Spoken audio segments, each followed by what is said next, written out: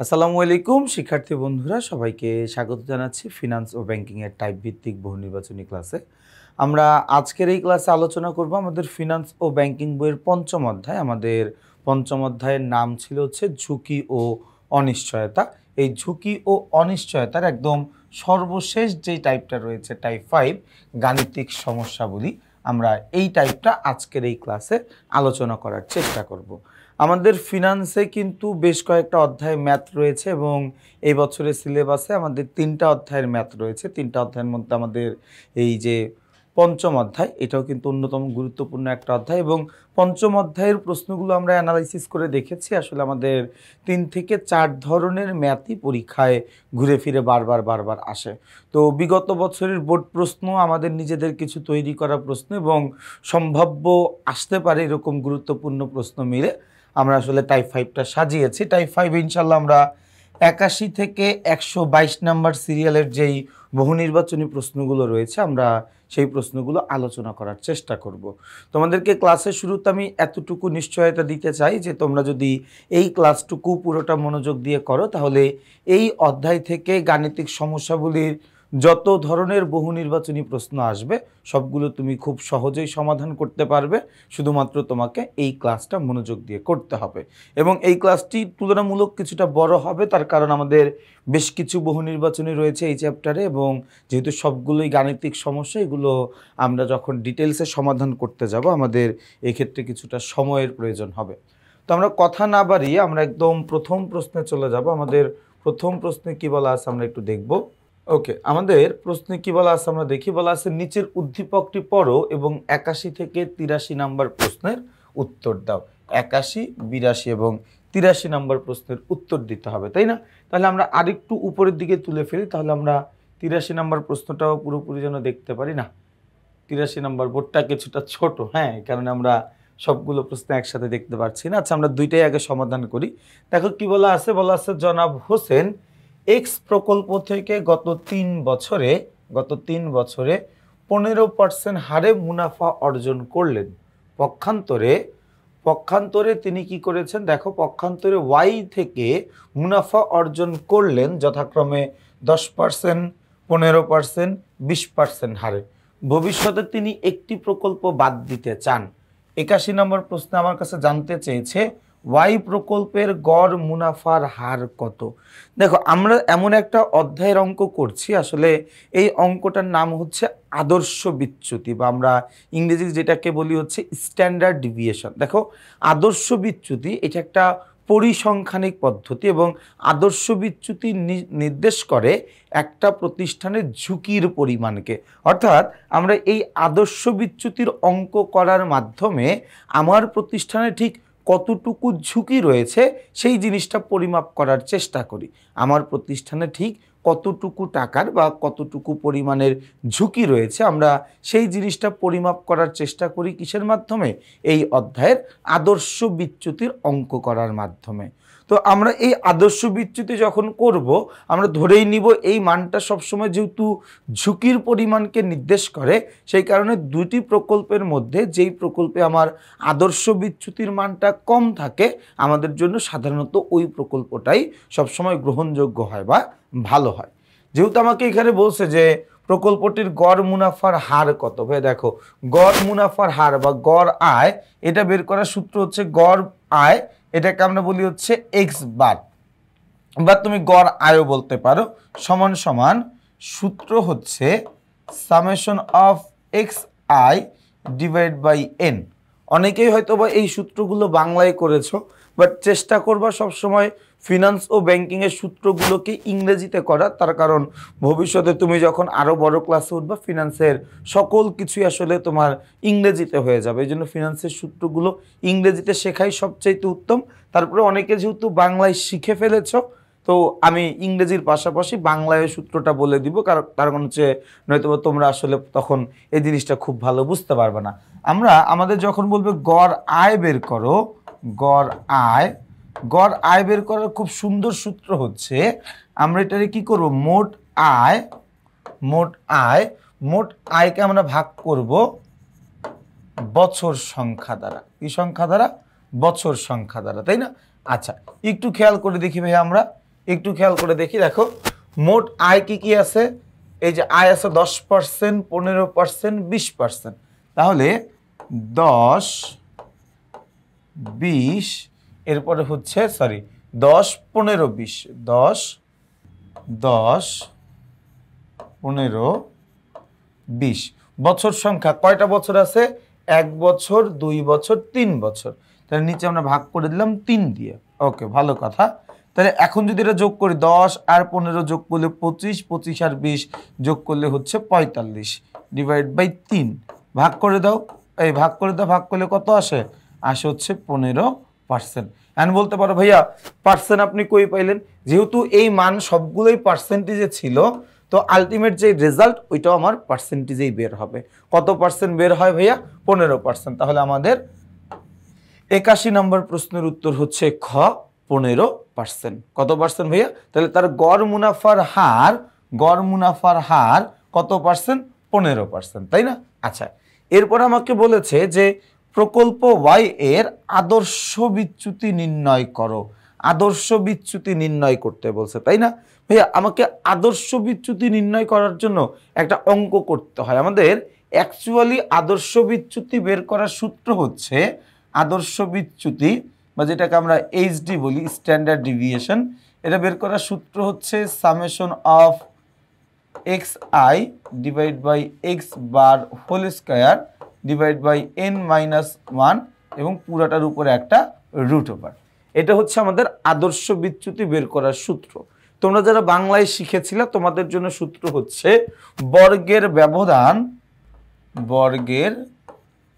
ব্যবধান, তারপরে হচ্ছে আচ্ছা ও ব্যবধানের বর্গ, ব্যবধানের বর্গ, বর্গের ব্যবধান না, ব্যবধানের বর্গ। কি হবে? ব্যবধানের বর্গ, ব্যবধানের বর্গ ডিভাইড বাই বছর বিয়োগ 1 এবং পুরোটার উপরে আমরা একটা রুট ওভার করে দিব। অর্থাৎ ব্যবধান বলতে এখানে বোঝানো হচ্ছে আয়ের হার থেকে গড় আয়ের হারের যেই ব্যবধানটা বের হয়, আয়ের হার থেকে গড় আয়ের হার বাদ দেওয়ার যেই ব্যবধানটা বের হয় ওইটাকে বর্গ করে দিতে হয়। কি করে দিতে হয়? বর্গ করে দিতে হয়, তাই না?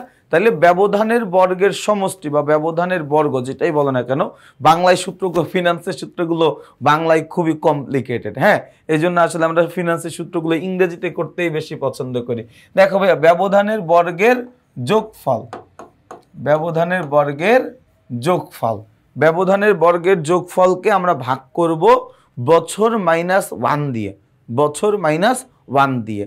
দেন আমরা এটারে কি করব? পুরোটারে একটা রুট ওভার করে দিব। এখন এই যে ব্যবধানের বর্গের যোগফল, কার কার ব্যবধান?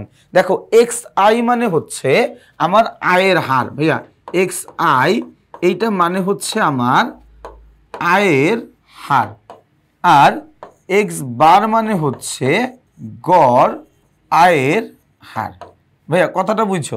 এক্স আই মানে হচ্ছে আয়ের হার আর এক্স বার মানে হচ্ছে গড় আয়ের হার। তাহলে এখানে কাহিনীটা কি করতে হবে?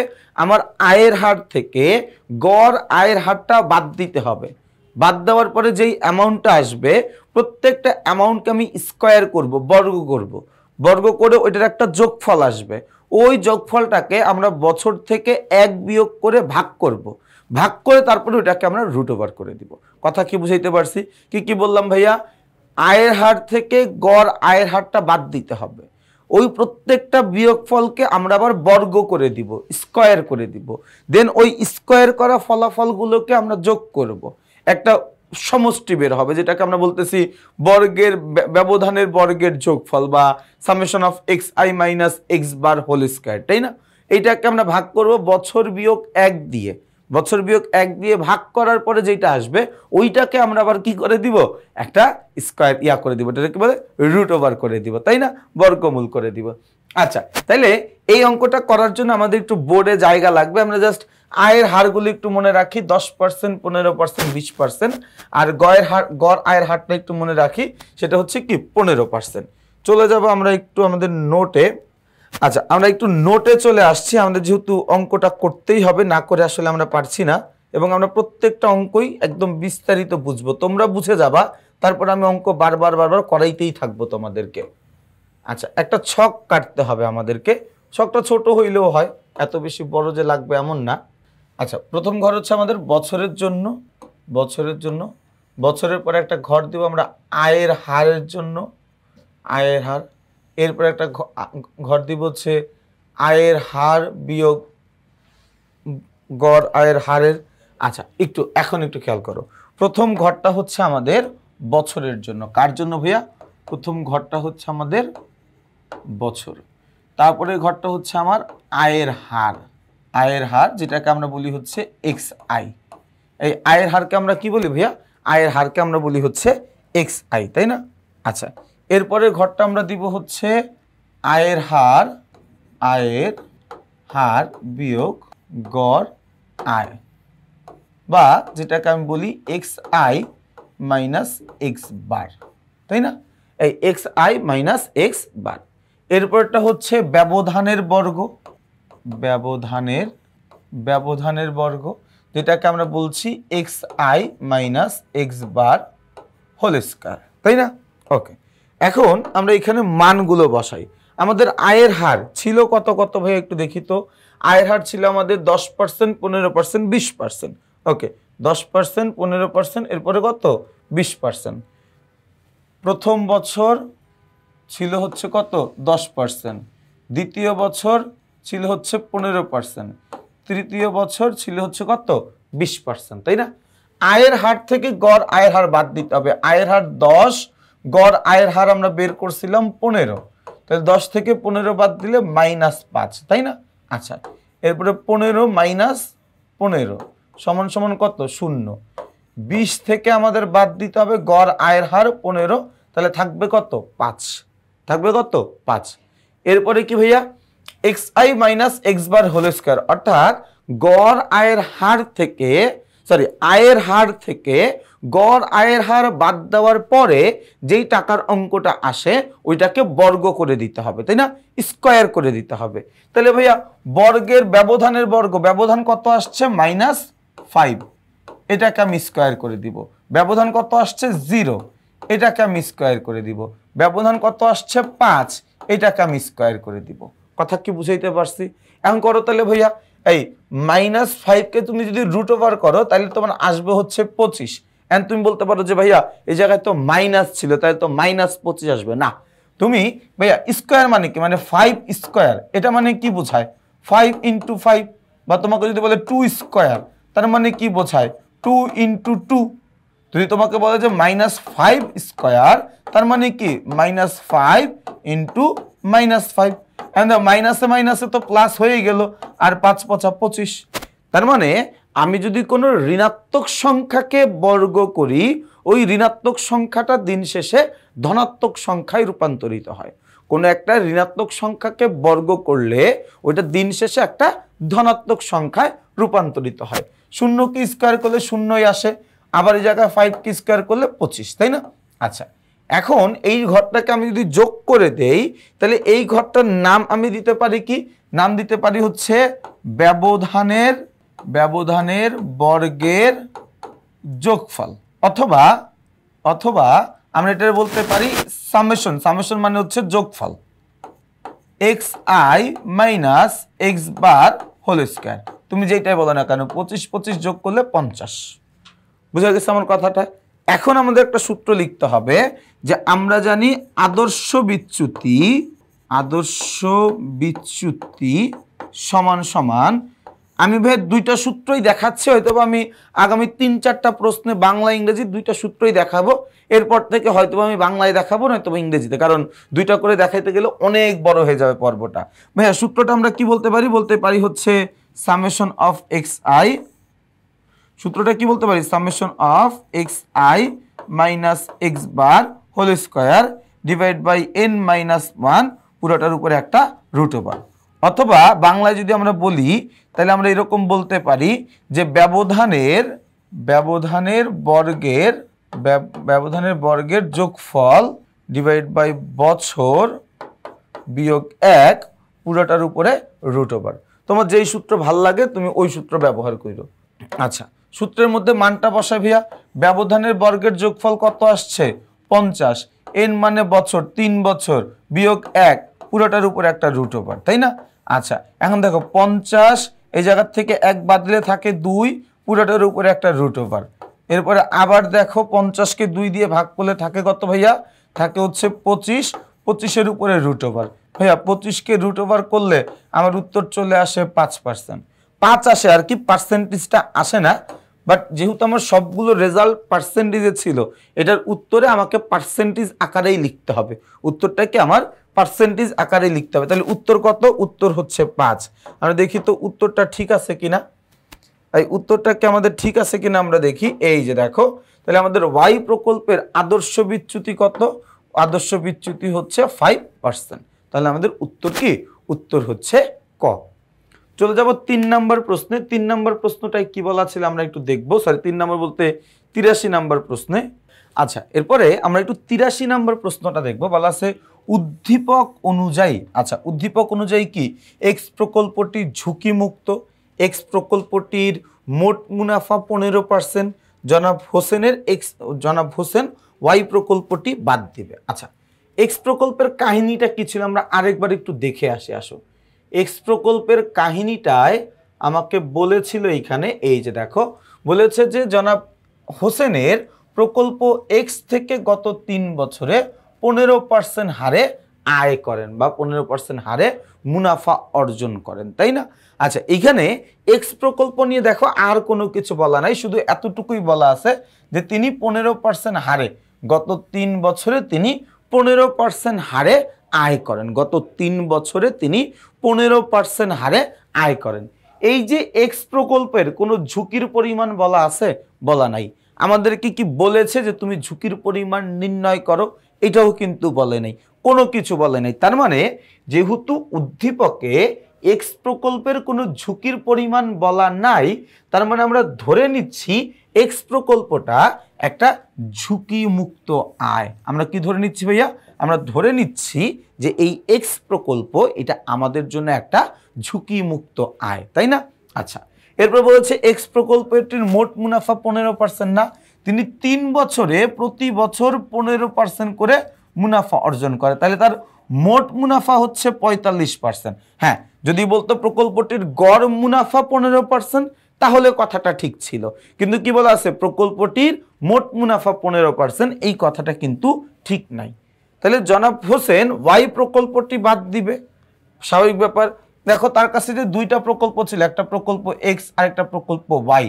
প্রকল্প এক্স এ ঝুঁকির পরিমাণ অর্থাৎ আদর্শ বিচ্যুতি বা স্ট্যান্ডার্ড ডিভিয়েশনের মান কত?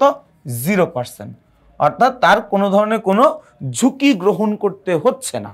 আবার আমাদের যে ওয়াই প্রকল্প আছে, ওয়াই প্রকল্পের এইচডি বা স্ট্যান্ডার্ড ডিভিয়েশন বা ঝুঁকির পরিমাণ কত পার্সেন্ট? 5%। আমরা 82 নম্বর প্রশ্নে করেছিলাম, তাই না?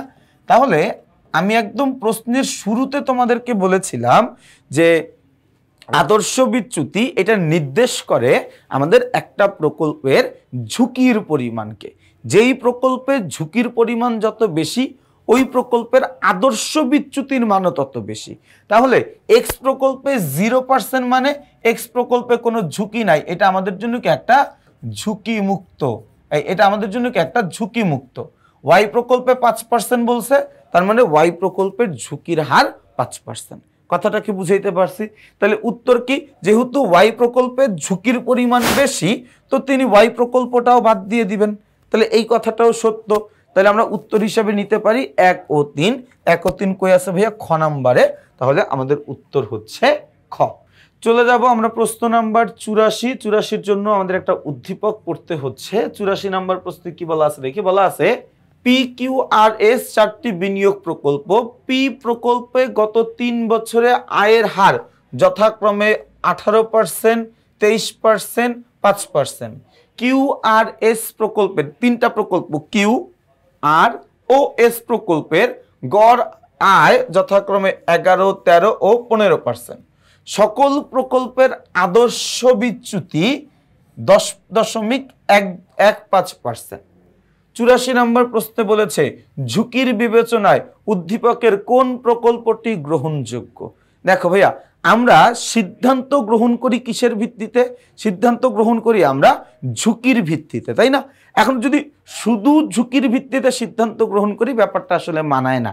আমরা আমাদের সিদ্ধান্ত গ্রহণের একটা নীতি আছে, আসলে আমরা একটু ডিটেল পড়বো। হ্যাঁ, আমি আবারও বলছি, এই পর্বটা মনে হচ্ছে অনেক বেশি বড় হয়ে যাবে, কিচ্ছু করার নাই, কারণ আমাদেরকে জিনিসটা একটু পরিপূর্ণভাবে শিখতে হবে।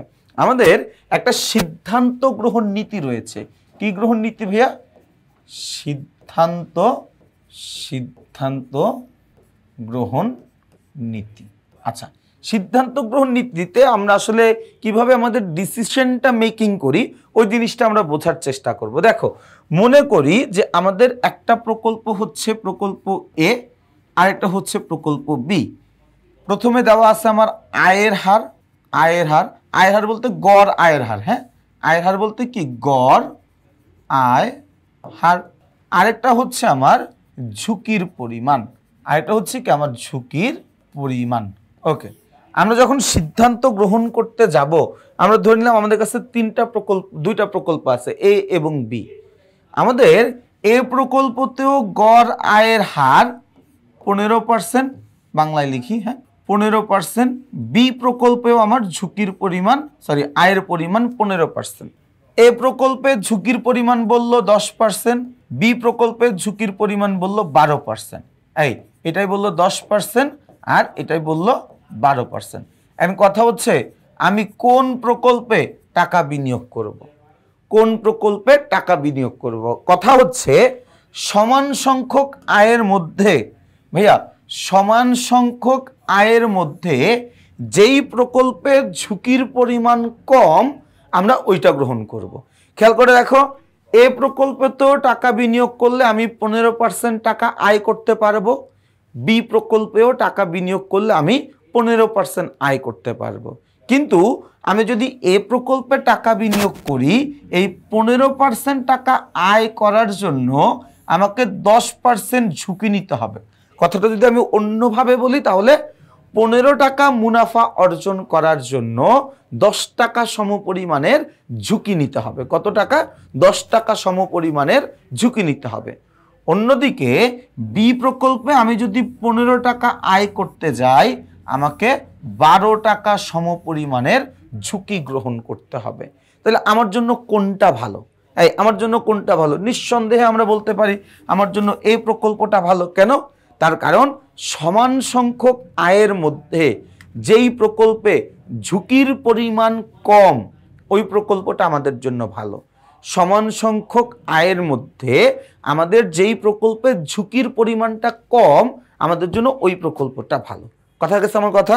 তাইলে আমরা একটা জিনিস পাইলাম, যখন আমরা ঝুঁকির বিবেচনায় সিদ্ধান্ত নিব, ভাইয়া আমি একটা জিনিস তাহলে শিখলাম, ঝুঁকির বিবেচনায় সিদ্ধান্ত নিতে গেলে, ভাইয়া একটু খেয়াল করো, একটা জিনিস আমি শিখলাম, সেটা কি?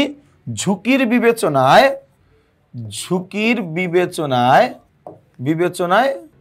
সিদ্ধান্ত গ্রহণে, ঝুঁকির বিবেচনায় সিদ্ধান্ত গ্রহণে আমাকে কি করতে হবে? আচ্ছা, ওই পাশে দেখা যায় না, না? আচ্ছা, আমরা তাহলে এই পাশটাই লিখি। তাহলে আমরা এইখানে একটা কথা বলতে পারি এখন, তাহলে সেটা কি? সেটা হচ্ছে ঝুঁকির বিবেচনায় সিদ্ধান্ত গ্রহণে। আচ্ছা, তাহলে আমরা যেটা বলতে চাচ্ছিলাম যে আমরা যখন ঝুঁকির উপর ভিত্তি করে সিদ্ধান্ত নিতে যাব, কার উপরে ভিত্তি করে ভাইয়া? আমরা যখন ঝুঁকির উপর ভিত্তি করে সিদ্ধান্ত নিতে যাব, তখন আমাকে দেখতে হবে যে যেই প্রকল্পে ঝুঁকির পরিমাণটা আসলে আমাদের জন্য কম, ওই প্রকল্পটাই আমাদের জন্য গ্রহণ করা ভালো, তাই না? এই ঝুঁকির উপর ভিত্তি করে যখন আমরা সিদ্ধান্ত নিব, তখন আমরা কি দেখব?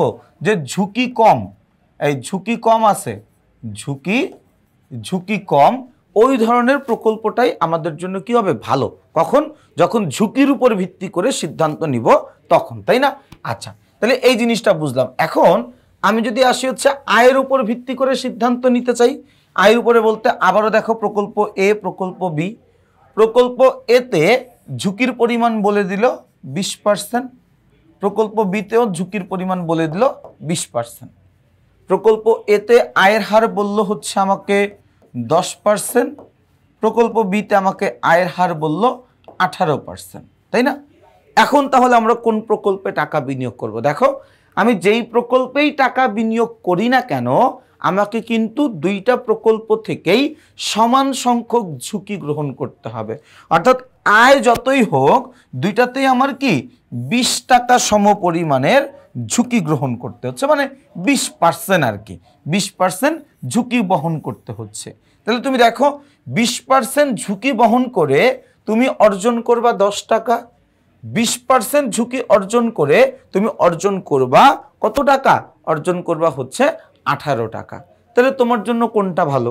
নিঃসন্দেহে 18 টাকার অপশনটাই ভালো।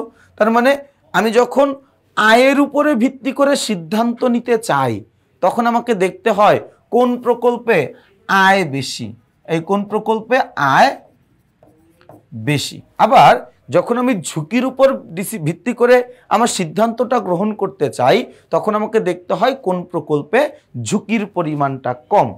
তো আমরা আসলে এতক্ষণ কথা বলছিলাম শুধুমাত্র এই প্রশ্নটার সমাধান করার জন্য। এই প্রশ্নটা সমাধান করার জন্য আসলে আমরা এতক্ষণ যাবৎ কথা বলছিলাম, সেটা হচ্ছে এই যে আমাকে PQRS 4টি প্রকল্পের পরিমাণ দেওয়া আছে, প্রকল্পে দেওয়া আছে। পি প্রকল্পের গত 3 বছরের আয়ের হার 18%, 23% এবং -5% বলা আছে। এরপর আমাকে QRS এই 3টা প্রকল্পের গড় আয়ের হার দেওয়া আছে এবং সকল প্রকল্পের আদর্শ বিচ্যুতির মান দেওয়া আছে। ভাইয়া আমরা কি জানি? আমরা জানি আদর্শ বিচ্যুতি এটা নির্দেশ করে আমার একটা প্রকল্পের ঝুঁকির পরিমাণকে, তাই না? তার মানে আমার এই প্রকল্পগুলোর ঝুঁকির পরিমাণ কিন্তু আমি জানি, তাই না? এই ঝুঁকির পরিমাণ কি আমি জানি। ঝুঁকি কত ভাইয়া? ঝুঁকি হচ্ছে 10.15%। প্রত্যেকটা প্রকল্পই এইটা, প্রত্যেকটা প্রকল্পই। তার মানে আমাকে সিদ্ধান্ত নিতে হবে আয়ের উপরে ভিত্তি করে, তাই না? আমাকে সিদ্ধান্তটা, কারণ ঝুঁকির বিবেচনায় তো আমি সিদ্ধান্ত নিতে পারবো না। প্রত্যেকটা প্রকল্পেই 10% বলা, প্রত্যেকটা প্রকল্পে। তাহলে আমি কি ঝুঁকির উপরে ভিত্তি করে সিদ্ধান্ত নিতে পারতেছি না, কারণ সবারই ঝুঁকি সমান। আমি কারে ভালো বলবো কারে খারাপ বলবো এটা তো আমার পক্ষে বলা সম্ভব না। তাহলে আমাকে সিদ্ধান্ত নিতে হবে কার উপরে ভিত্তি করে? গড় আয়ের উপরে ভিত্তি করে। কিসের উপরে? গড় আয়ের উপরে ভিত্তি করে। এদিকে আমরা জানি কিউ প্রকল্পের গড় আয়ের হার বলা আছে 11%। এরপরে আমরা জানি আর প্রকল্পের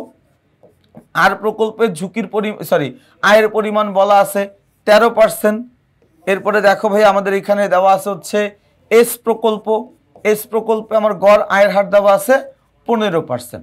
আমার এখন জানতে হবে পি প্রকল্পের আয়ের হারটা কত, পি প্রকল্পের গড় আয়ের হারটা কত। আমরা গড় আয়ের হার বা এক্স বার এটা বের করার একটা সূত্র জানি, বাংলাতেই লিখে দেই যাও। গড় আয় এটা বের করার সূত্রটা কি ভাইয়া? গড় আয় এটা বের করার সূত্র হচ্ছে মোট আয়ের হার, মোট আয়ের হার ডিভাইডেড বাই বছর। ভাইয়া মোট আয়ের হারটা আমার কি করা লাগবে? যোগ করা লাগবে। কত পার্সেন্ট আছে দেখি তো ভাইয়া? আছে হচ্ছে 18% যোগ 18% যোগ 23% যোগ -5%, তাই না? তাহলে -5%। ওকে, 3 বছরের অঙ্ক 3 দিয়ে আমরা ভাগ করে দিব। 3 বছরের অঙ্ক আমরা কি করব? 3 দিয়ে ভাগ করে দিব। এখন তাহলে ভাই আমরা ক্যালকুলেটরের মান উঠাই। 18 যোগ 23 তারপরে -5, তাহলে মাইনাস হয়ে যাবে, এটা -5 করলে আসে হচ্ছে 36। কত আসে? 36, তাই না? তাহলে এই 36কে ভাগ দিতে হবে 3 দিয়ে। 36 ভাগ 3, তাহলে আসে কত? আসে হচ্ছে এখানে 12%। কত পার্সেন্ট? 12%। তাহলে আমরা এখানে লিখলাম 12%। তাহলে ভাই এখন তুমি দেখো তো, তুমি তোমার নিজের চোখে দেখো কোন প্রকল্পে আমাদের আয়ের হারটা বেশি। এই কোন প্রকল্পে আয়ের হার বেশি? আমাদের এস প্রকল্পে আয়ের হার সবচাইতে বেশি। কত পার্সেন্ট? 15%। তাহলে কোন প্রকল্প বিনিয়োগ করা অধিক গ্রহণযোগ্য হবে? গ্রহণযোগ্য হবে এস প্রকল্পে। কোন প্রকল্পে? এস প্রকল্পে। যদিও আমাকে প্রশ্নে বলেছিল ঝুঁকির বিবেচনায়, বাট ঝুঁকির উপরে বেস করে আমি সিদ্ধান্ত নিতে পারি নাই এই কারণে যে আমার প্রত্যেকটা প্রকল্পেই আদর্শ বিচ্যুতির মান সমান দেওয়া আছে। প্রত্যেকটা প্রকল্পেই আমার ঝুঁকির পরিমাণ সমান দেওয়া আছে। তাহলে আমাকে কি করতে হবে? আমি সিদ্ধান্ত গ্রহণের আরেকটা রাস্তা জানি, সেটা হচ্ছে আয়ের উপরে ভিত্তি করে সিদ্ধান্ত গ্রহণ করা। তো আমি এখানে কি করেছি, আয়গুলো সব লিখে আমি দেখেছি যে কোন প্রকল্পে আমার আয়ের পরিমাণ বেশি, যেটা আমার আয়ের পরিমাণ বেশি হয়েছে ওইটাই কি আমার জন্য ভালো হয়েছে, তাই না? ওকে, এরপরে দেখো 85 ও 86 জন্য একটা উদ্দীপক পড়তে হবে। আচ্ছা, উদ্দীপকে কি বলা আছে দেখি।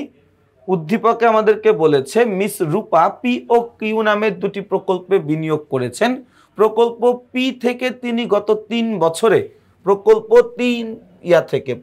পি থেকে তিনি গত 3 বছরে 8% হারে মুনাফা পেয়েছেন। প্রতি বছর 8% করে মুনাফা পাইছে। কিউ প্রকল্প থেকে তিনি গত 3 বছরে যথাক্রমে 8%, 6% এবং 10% হারে মুনাফা পেয়েছেন। তিনি বর্তমানে একটি প্রকল্প বন্ধ করে দিতে চান। আমার প্রশ্নে আমার কাছে জানতে চাইছে কিউ এর গড় মুনাফা কত, কিউ প্রকল্পের গড় মুনাফা কত, তাই না? আচ্ছা, কিউ প্রকল্প থেকে গত 3 বছরে সে কত পাইছে?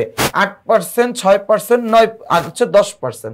তাই কিউ প্রকল্পের আমরা গড় মুনাফা বের করি ভাইয়া। গড় মুনাফা এটা বের করার সূত্র হচ্ছে কি? সূত্র হচ্ছে মোট মুনাফা বা মোট আয় ডিভাইড বাই কি করব? বছর সংখ্যা, ডিভাইড বাই বছর, তাই না? আচ্ছা, এই জায়গায় সূত্রটা আমরা লিখি। কি কি বলা আছে দেখি ভাইয়া। কত কত বলছে? 8, 6, 10। 8, 6, 10 ভাগ করব কত দিয়ে? 3 দিয়ে, তাই না? আচ্ছা, এখন আমরা যোগ করি ভাইয়া। 8 যোগ 6 যোগ 10, তাহলে আসে হচ্ছে 24। এই 24কে আমরা ভাগ করব 3 দিয়ে, তাহলে 24 ভাগ 3 করলে কত আসে? 8%। তাহলে এখানে গড় মুনাফা কত হবে? গড় মুনাফা হবে হচ্ছে 8%। গড় মুনাফা কি হবে? গড় মুনাফা হবে 8%। ওকে, এরপরে উদ্দীপক অনুযায়ী আমাকে কি বলছে? পি প্রকল্পটি ঝুঁকিপূর্ণ। তারপরে আমাকে বলেছে যে ওখানে কি বলা আছে? কিউ এর আদর্শ বিচ্যুতি 2%। মিসেস রূপার কিউ প্রকল্পটি বন্ধ করে দেওয়া উচিত। এখন আমরা কি এটা জানি, মানে কিউ প্রকল্পের আদর্শ বিচ্যুতির মান কত? এটা কি আমরা কেউ জানি? এটা তো আমরা কেউ জানি না। তাহলে সবার আগে আমাদের কাজ হচ্ছে কিউ প্রকল্পের আদর্শ বিচ্যুতিটা বের করে দেখা যে এই 2 নাম্বার লাইনটা কি আসলে সঠিক নাকি ভুল। কিউ প্রকল্পের কি বের করা? আদর্শ বিচ্যুতিটা বের করা, তাই না? ওকে, তাহলে আমরা একটু আদর্শ বিচ্যুতি বের করব। আদর্শ বিচ্যুতি বের করার জন্য আমরা একটা সূত্র জানি। সূত্রটাকে একটা ছক কেটে ফেলবো সবার আগে। সবার আগে কি করে ফেলবো? একটা ছক কেটে ফেলবো। আচ্ছা, ছক তো মনে হয় কাটাই আছে একটা, ওইটাতেই করে ফেলি। হ্যাঁ, ছক একটা কাটাই আছে, এই ছকেই করে ফেলি, নতুন করে আর ছক কাটবো না। এই ছকটাতেই আমরা সবকিছু করে ফেলতে পারবো। আচ্ছা, পুরোটাই মুছে দিই। ওকে, ঠিক আছে, দাও। আমরা এই ঘরটার নাম কি হবে ভাই? আমাদের এই ঘরটার নাম হচ্ছে আমাদের বছর, তাই না? তো আমরা জায়গায় লিখি বছর। এই ঘরটার নাম কি? আয়ের হার। আয়ের হার, যেটাকে আমরা বলি এক্স আই। এরপরে ঘরের নাম কি হবে ভাইয়া? পরে ঘরের নাম হচ্ছে আয়ের হার। আয় হার মাইনাস গড় আয় হার, যেটাকে আমরা ইংরেজিতে বলি এক্স আই মাইনাস এক্স বার। আচ্ছা, এরপর এটা কি? ব্যবধানের বর্গ। আচ্ছা, ব্যবধানের বর্গ অথবা X I minus X bar whole square. X I minus X bar whole square, তাই না? আচ্ছা, আয়ের হারগুলো কি কি ছিল এটা আমরা একটু দেখে নেই। আমাদের আয়ের হার ছিল 8%, 6%, 10%। 8%, 6% আর 10%, তাই না? ওকে, তাইলে প্রথম বছরে 8%, দ্বিতীয় বছরে 6%, তৃতীয় বছরে কত পার্সেন্ট? 10%। আমরা গড় আয়ের হার জানি 8%, সুতরাং আমাদের জন্য জিনিসটা খুব একটা কঠিন হবে না। 8 বিয়োগ 8 সমান সমান 0। এরপরে দেখো কি দেওয়া আছে? 6 বিয়োগ 8 সমান সমান -2। 10 বিয়োগ 8 সমান সমান 2, তাই না? এই জায়গায় কাহিনীটা কি করলাম? আমরা আয়ের হার থেকে গড় আয়ের হারটা বাদ দিয়ে দিলাম। এখন ব্যবধানের বর্গ, অর্থাৎ আয়ের হার থেকে গড় আয়ের হার বাদ দেওয়ার পর যেই অ্যামাউন্টটা আসছে ওইটাকে আমরা বর্গ করে দিব। আয়ের হার থেকে গড় আয়ের হার বাদ দেওয়ার পরে যেই টাকার অঙ্কটা আসছে সেটাকে আমরা বর্গ করে দিব। তাহলে বর্গ আসছে কত? -0, 0 সমান সমান তো 0ই হবে। তারপর হচ্ছে -2, 2কে স্কোয়ার করলে আসবে হচ্ছে আমাদের 4, 4। তাহলে আবার 2কে স্কোয়ার করলে আমার আসে হচ্ছে 4। এই ক্ষেত্রে তোমাকে একটু বলে দেই, কোনো ঋণাত্মক সংখ্যাকে আমি যদি বর্গ করি ওইটা দিন শেষে আমার জন্য ধনাত্মক হয়ে যাবে। ঋণাত্মক সংখ্যাকে বর্গ করলে এটা কি হয়ে যায়? ধনাত্মক হয়ে যায়, তাই না? আচ্ছা, এই পর্যন্ত আমরা বুঝলাম, তাই তো? এই পর্যন্ত আমরা বুঝলাম। এখন এটাকে আমরা একটু কাজ করি, এটা কি হবে? যোগফল, তাই না? তাহলে ব্যবধানের, হ্যাঁ, এটার নাম কি হবে? ব্যবধানের বর্গের যোগফল, অথবা আমরা বলতে পারি summation of xi minus X bar whole square. কত আসে ভাই? 4 4 যোগ করলে আসবে হচ্ছে 8। 4 4 যোগ করলে আসবে কত? আসবে হচ্ছে 8। এখন আমরা আমাদের বাকি কাজটুকু করি। আমরা কি জানি? আমরা জানি হচ্ছে এইচডি, এটা বের করার সূত্র হচ্ছে summation of xi divide by X bar whole square divide by n minus 1 পুরোটার উপরে একটা রুট ওভার। সূত্রের মধ্যে মান বসাও ভাইয়া।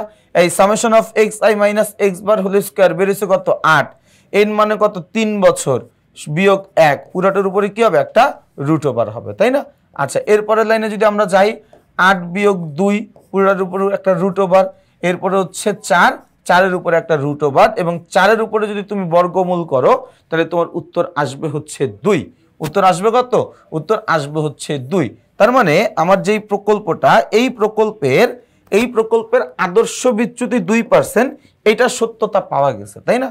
এই প্রকল্পটার আদর্শ বিচ্যুতি কত পার্সেন্ট? 2%। এই কথাটা কিন্তু সঠিক, তাই না? আচ্ছা, তাহলে আমরা একটু অপশনগুলো একটু দেখে নেই। আচ্ছা, এরপরে একটু দেখবো, এরপরে দেখে আর কি বলা আছে। হ্যাঁ, মিসেস রূপার কিউ প্রকল্পটি বন্ধ করে দেওয়া উচিত। কেন বন্ধ করে দেওয়া উচিত ভাইয়া? কিউ প্রকল্পের ঝুঁকির পরিমাণ কত আমরা কি জানি?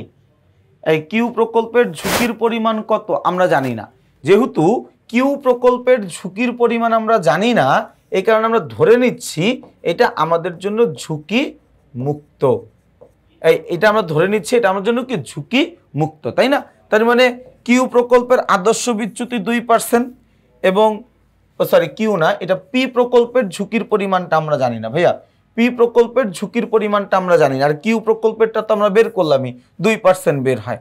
আর মিসেস রূপারে কিউ প্রকল্পটা বন্ধ করে দেওয়া উচিত, কারণ পি প্রকল্পের ঝুঁকির পরিমাণ 0 আর কিউ প্রকল্পের ঝুঁকির পরিমাণ 2%। তাহলে যেটার মধ্যে ঝুঁকি থাকবে আমরা ওইটাকে বন্ধ করে দেবো, বা যেটার মধ্যে বেশি ঝুঁকি থাকবে আমরা ওইটা বন্ধ করে দিব, তাই না? তাহলে উত্তর হচ্ছে 2 ও 3। 2 ও 3 কোথায় আছে আমরা একটু দেখব। ওকে, 2 আর 3 আছে হচ্ছে আমাদের গ নাম্বারে। তাহলে আমাদের 86 নম্বর প্রশ্নের উত্তর কত হবে? উত্তর হচ্ছে গ। এই 86-র উত্তর কত? 86-র উত্তর গ। চলে যাব প্রশ্ন নাম্বার 87-তে। এই পর্বটা অনেক বড় হয়ে যাচ্ছে, তাই না? অনেক বড় হয়ে যাচ্ছে পর্বটা। 87-তে কি বলা আছে দেখো, বলা আছে মিস্টার আনাসের মৎস্য প্রকল্প থেকে গত 3 বছরের আয়ের হার যথাক্রমে 20%, 12% এবং 8%। বলেছে মিস্টার আনাসের গড় আয়ের পরিমাণ কত? আমরা সবাই জানি গড় আয়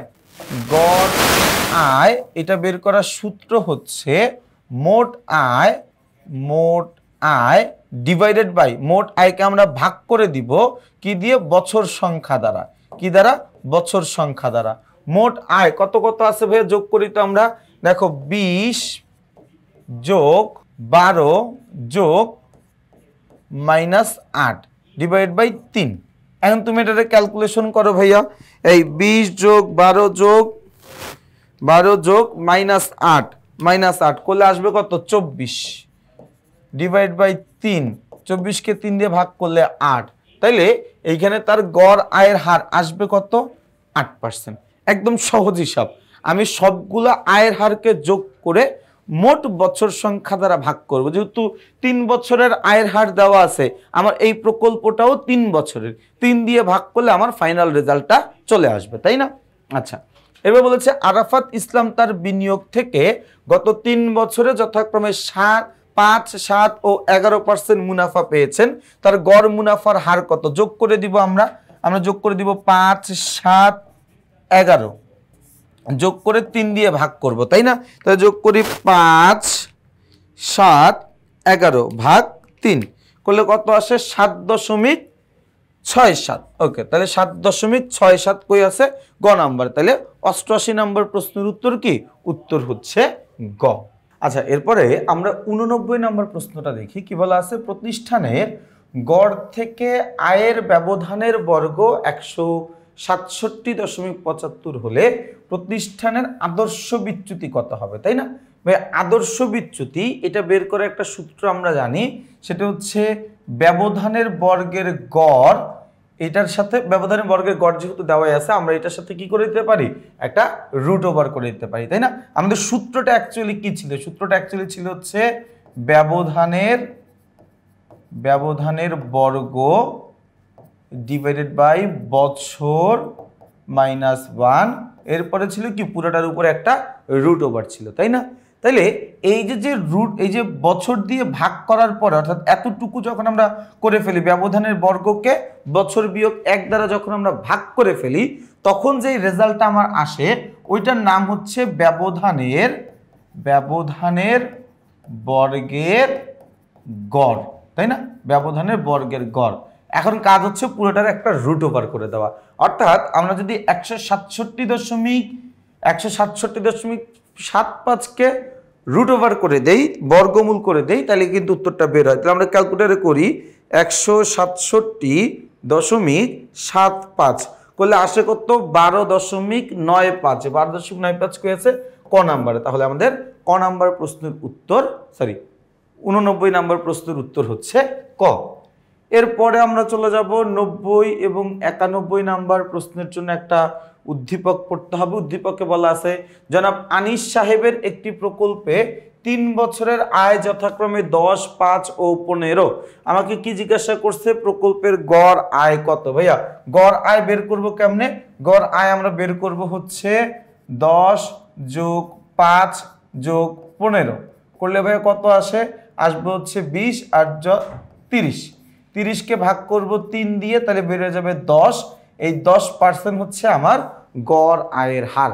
এই 10% কি আমার গড় আয়ের হার। তাহলে উত্তর কত হবে? 90 এর উত্তর হবে হচ্ছে খ। এই 90 এর উত্তর কত হবে? 90 এর উত্তর হবে খ, 10%। ওকে, এরপরে আমরা চলে যাব প্রশ্ন নাম্বার 91। বলছে আদর্শ বিচ্যুতির পরিমাণ নির্ণয় করতে, তাই না? আদর্শ বিচ্যুতির পরিমাণ আমরা বের করি, আমরা ছক কাটবো না, আমরা জাস্ট এমনিই করি। হ্যাঁ, দেখো প্রথমে আয়ের হার ছিল 10%, তারপরে ছিল আমার 5%, তারপরে ছিল আমার 15%। গড় আয়ের হার থেকে গড় আয়ের হার বাদ দিব, তাহলে 10 বিয়োগ 10, তারপরে হচ্ছে 5 বিয়োগ 10, তারপরে হচ্ছে 15 বিয়োগ 10, তাই না? তাহলে এই জায়গায় আসবে কত? 0, এখানে আসবে -5, এখানে আসবে 5। এরপরে কি করতে হবে? ব্যবধানের বর্গ করতে হবে, তাই না? ব্যবধানের বর্গ করলাম আমরা।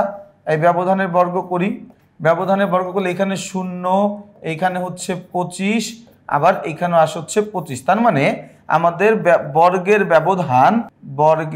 ব্যবধানের যোগফল বা ইংরেজিতে লিখে, জায়গা কম লাগবে তাইলে, হ্যাঁ, summation of xi minus x bar whole square সমান 50, তাই না?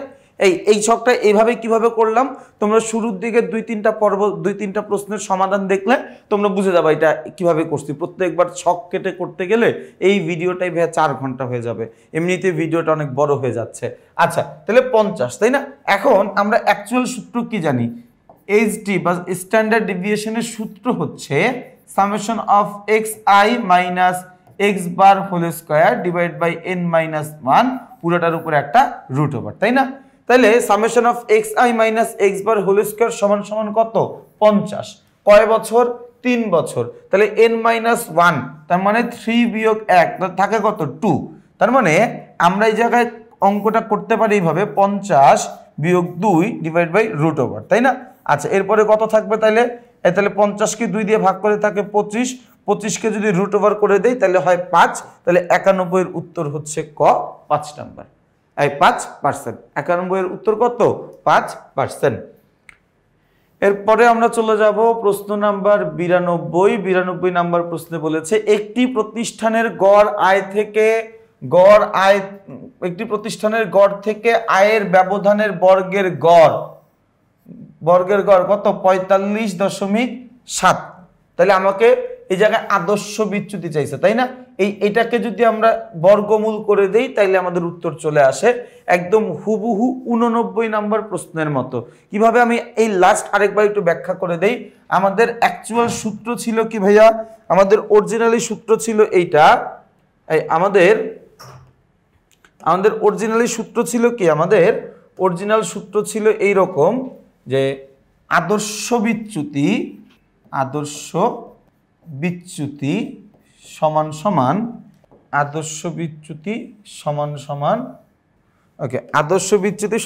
সূত্র হচ্ছে বর্গের ব্যবধানের যোগফল, ব্যবধানের বর্গের যোগফল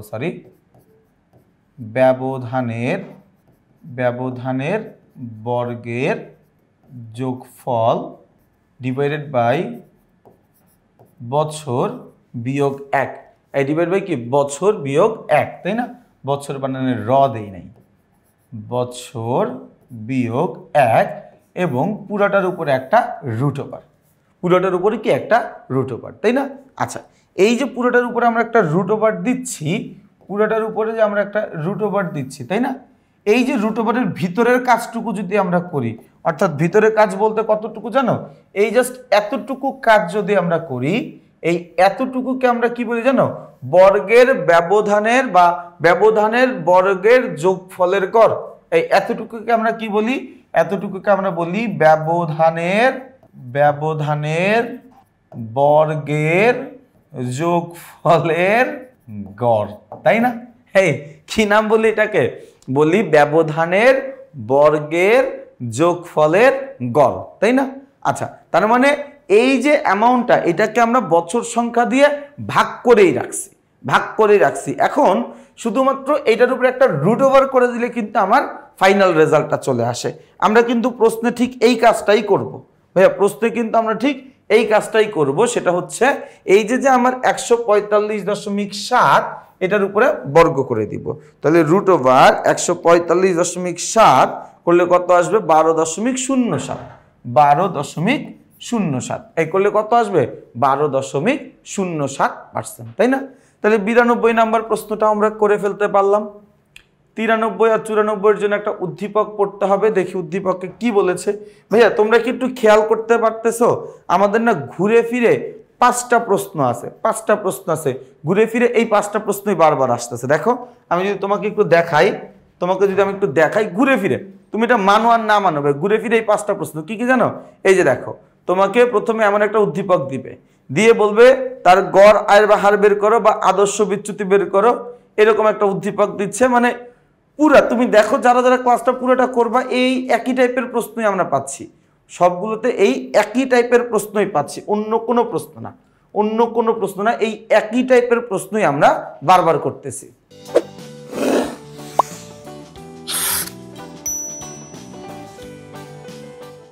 আচ্ছা, তাহলে কি বলা আছে দেখো ভাই, 193 ও 94, একজন বিনিয়োগকারী মনি প্রকল্পের বিগত 5 বছরের বর্গের ব্যবধানের গড় বা ব্যবধানের বর্গের গড় 144, তার অপর একটি প্রকল্প মুক্তা এর আদর্শ বিচ্যুতি 13.5%। আচ্ছা, আমাকে 93 নম্বর প্রশ্নে বলেছে মনি প্রকল্পের আদর্শ বিচ্যুতি কত। ভাইয়া মনি প্রকল্পের ব্যবধানের বর্গের গড় দেওয়া আছে, তাই না? আমি কি বলছিলাম, আমার যে অ্যাকচুয়াল সূত্রটা ছিল ভাইয়া, ওই জায়গা থেকে আমরা যখন ব্যবধানের বর্গের যোগফলকে বছর দ্বারা ভাগ করতাম, তখনই কিন্তু আমার ব্যবধানের বর্গের যোগফলের গড় বের হয়ে যাইতো, তাই না? তার মানে এই জায়গায় আমার সবকিছু রেডি করাই আছে, শুধুমাত্র 144কে আমরা কি করে দিব? শুধুমাত্র 144কে আমরা রুট ওভার করে দিব, এবং 144কে রুট ওভার করলে আসে হচ্ছে 12। হ্যাঁ, এরপরে একবার করে দেখি, ছোটবেলায় করছিলাম একটা ম্যাথে, হ্যাঁ 12ই আসে। এই 144কে রুট ওভার করে দিলে বা বর্গমূল করে দিলে আসে কত? 12 আসে। তাহলে আমার মনি প্রকল্পের আদর্শ বিচ্যুতি কত? 12%। এখন আমাকে ডিসিশন নিতে হবে। দেখো মনি প্রকল্প, মনি প্রকল্পে আমার আদর্শ বিচ্যুতির পরিমাণ 12%, আর মুক্তা প্রকল্পে আমার আদর্শ বিচ্যুতির পরিমাণ 13.5%। একটু খেয়াল করবা যে আমি অনেকবার বলেছি, এই ক্লাসে এই কথাটা অনেকবার বলেছি যে আদর্শ বিচ্যুতি এটা নির্দেশ করে আমাদের প্রতিষ্ঠানের ঝুঁকির পরিমাণকে। কিসের পরিমাণকে? ঝুঁকির পরিমাণকে। তার মানে আমি বলতে পারি যে মনি প্রকল্পের ঝুঁকির পরিমাণ 12%, মুক্তা প্রকল্পের ঝুঁকি পরিমাণ 13%। তাহলে ভাই আমি কি বেশি ঝুঁকি নিব? কখনোই না। আমি দুইটা প্রকল্পের মধ্যে যেই প্রকল্পের ঝুঁকি কম আমি ওই জিনিসটাই গ্রহণ করব। তার মানে আমি এখানে মনি প্রকল্পটাকে গ্রহণ করতে চাই, মুক্তা প্রকল্পটাকে বাদ দিয়ে দিতে চাই। তাহলে মনি প্রকল্পটির ঝুঁকি কম ঝুঁকিপূর্ণ, হ্যাঁ কথা সত্য। মুক্তা প্রকল্পটি বেশি ঝুঁকি, মানে ঝুঁকি বেশি, হ্যাঁ এটাও সত্য। মুক্তা প্রকল্পটি বন্ধ করে দেওয়া উচিত, এই কথাটাও কিন্তু সত্য, তাই না? তাহলে উত্তর কি হবে? উত্তর হচ্ছে 1, 2 এবং 3 সবগুলাই কি আমাদের জন্য উত্তর, তাই না? আচ্ছা, 93 এর পরে আমরা চলে যাব হচ্ছে 94ও করলাম, 95 নম্বর প্রশ্নে আমরা আসব। 95 নম্বর প্রশ্নে কি বলেছে? বলেছে জনাব মারুফ 3 বছর পূর্বে একটি প্রকল্পে অর্থ বিনিয়োগ করেন যার আয়ের হার যথাক্রমে 7, 10 এবং 13। গড় আয়ের হার কত? দেখো যোগ করে দেই আমরা, 7 যোগ 10 যোগ 13 ডিভাইড বাই 3। 7 আর 13 যোগ করলে 20, 20 আর যোগ করলে 10 যোগ করলে 30 ডিভাইড বাই 3 সমান 10%। উত্তর কত পার্সেন্ট? 95 এর উত্তর হচ্ছে ক, 10%। গড় আয়ের হার, ভাইয়া গড় আয়ের হার এটা বের করার সূত্র হচ্ছে মোট আয় ডিভাইডেড বাই মোট আয়কে আমরা ভাগ করব কি দিয়ে? মোট আয়কে আমরা ভাগ করব বছর সংখ্যা দিয়ে। মোট আয়কে আমরা ভাগ করব কি দিয়ে? বছর সংখ্যা দিয়ে। কথাটা কি বুঝাইতে পারছি ভাইয়া? তাইলে আমাদের 10 নম্বর, এই যে 95 এর উত্তর কত? 95 এর উত্তর হচ্ছে ক। ওকে, চলে যাব প্রশ্ন নাম্বার 96। 96তে কি বলা আছে আমরা দেখি। 96 নম্বর প্রশ্নে আমাদের বলা আছে এইখানে, হ্যাঁ প্রশ্ন নাম্বার 96তে বলা আছে নিচের উদ্দীপকটি পড়ো এবং 96 ও 97 নম্বর প্রশ্নের উত্তর দাও। বলা আছে জনাব জাকিরের একটি প্রকল্প থেকে গত 4 বছরে আয়ের পরিমাণ যথাক্রমে 10, 12 ও 14%। প্রকল্পটির গড় আয় থেকে ব্যবধানের বর্গের যোগফল, খেয়াল করে দেখো, প্রকল্পটির গড় আয় থেকে ব্যবধানের বর্গের যোগফল কত? যোগফল হচ্ছে 8। যোগফল কত ভাইয়া? যোগফল হচ্ছে 8। অর্থাৎ এইখানে আমাকে কি করে দিছে? ওই যে আমি যে বলি না summation of xi minus x bar whole square, অথবা আমরা বলতে পারি হচ্ছে ব্যবধানের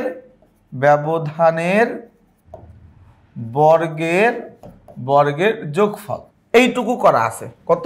8 বলা আছে, তাই না? আচ্ছা, বলছে প্রকল্পটির গড় আয় কত? গড় আয় কত হবে? 10 যোগ 12 যোগ 12 যোগ 14 ডিভাইড বাই ভাগ করতে হবে কত দিয়ে? 4 দিয়ে, তাই না?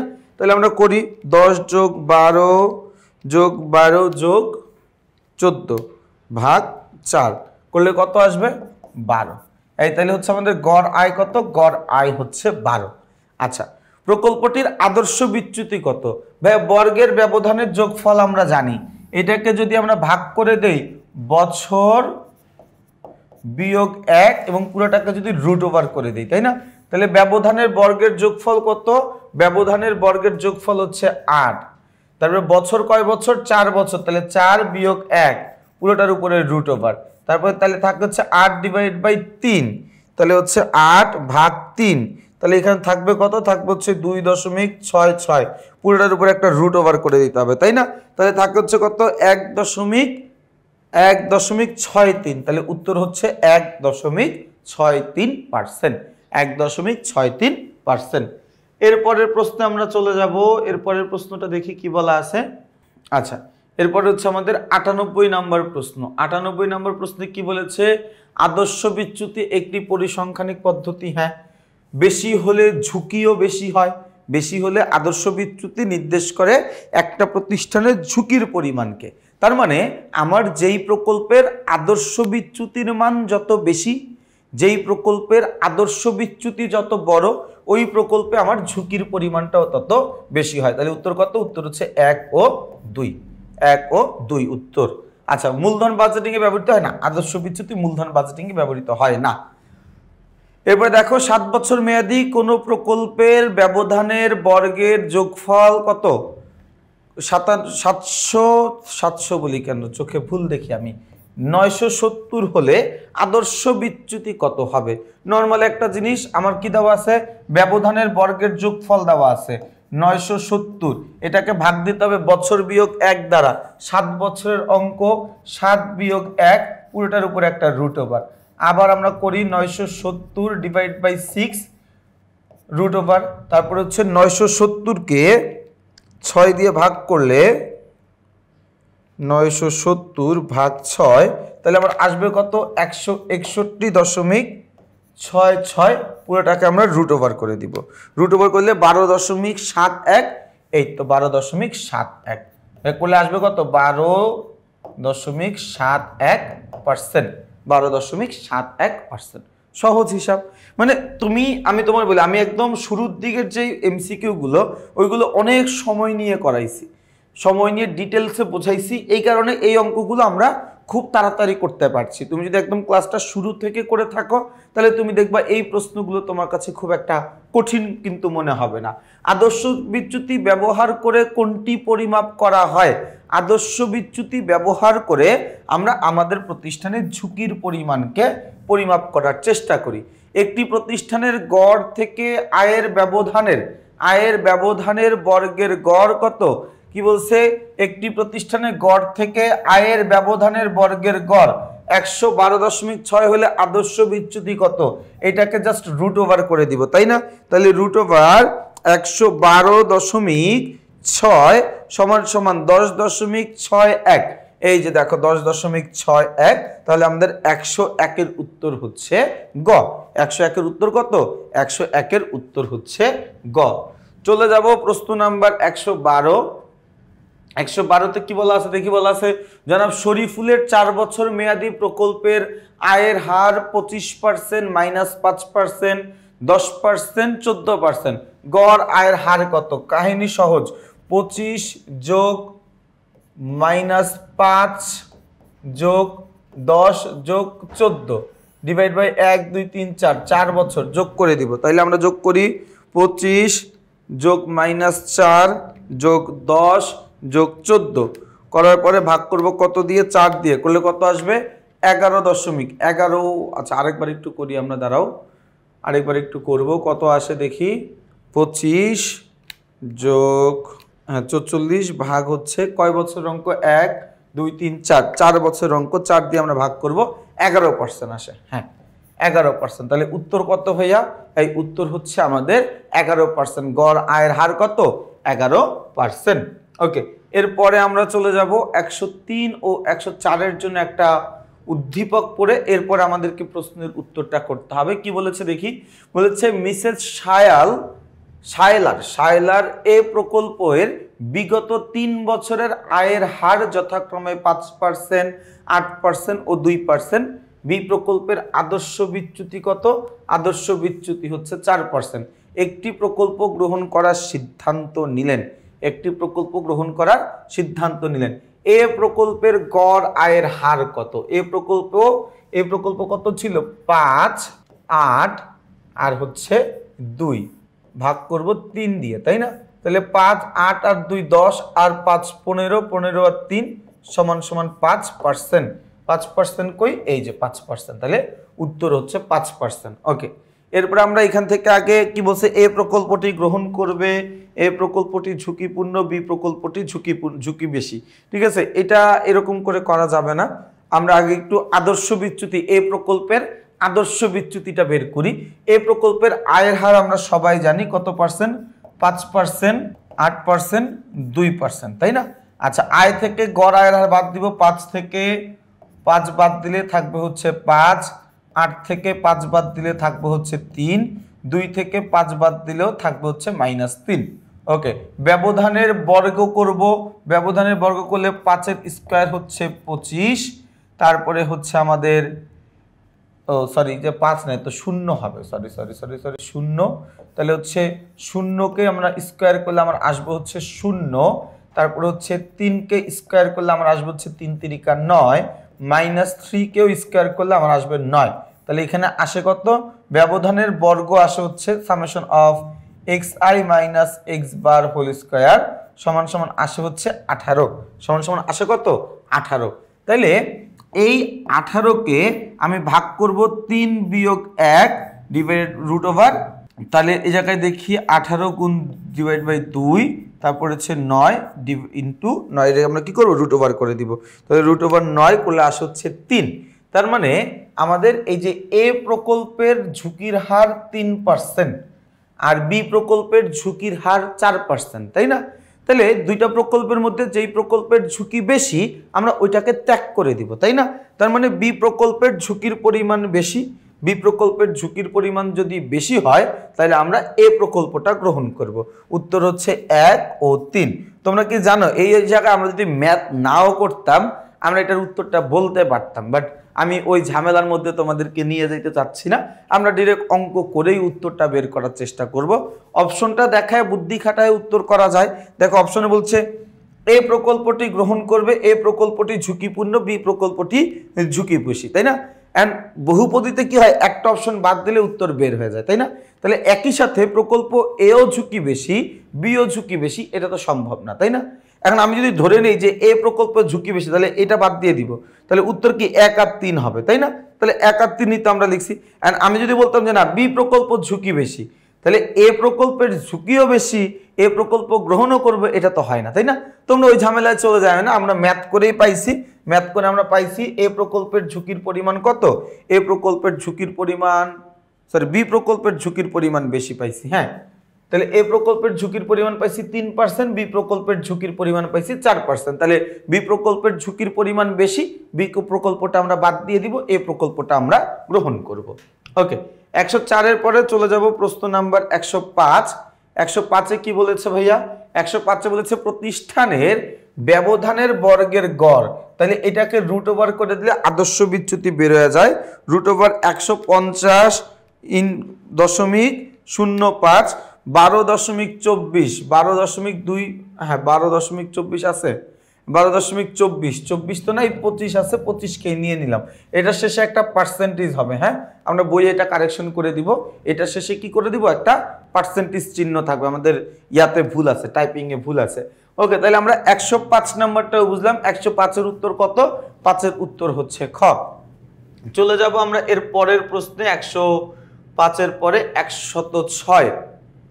106 হ্যাঁ, চলে আসলাম 106 নাম্বার প্রশ্ন। 106 কি বলছে আমরা দেখি। বলেছে 5 বছর মেয়াদি একটি প্রকল্পের গড় আয় 13% এবং ব্যবধানের বর্গের যোগফল কত? 730। প্রকল্পটির আদর্শ বিচ্যুতি। একটি প্রকল্পের গড় আয়ের হার, একটি প্রকল্পের গড় আয়ের হার 13%। ওকে, ভালো কথা। ব্যবধানের বর্গের যোগফল কত? 730। বছর কত? 5 বছর। তাহলে সহজেই তো আদর্শ বিচ্যুতি বের করা যায়। 730 এটাকে ভাগ দিব 5 বিয়োগ 1, এরপরে কি করতে হবে? রুট ওভার করতে হবে, তাই না? আচ্ছা, 730 ডিভাইড বাই 4 ডিভাইড এরপরে রুট ওভার, তাই না? আচ্ছা, তাহলে 730 ভাগ 4, তাহলে এখানে কত আসে?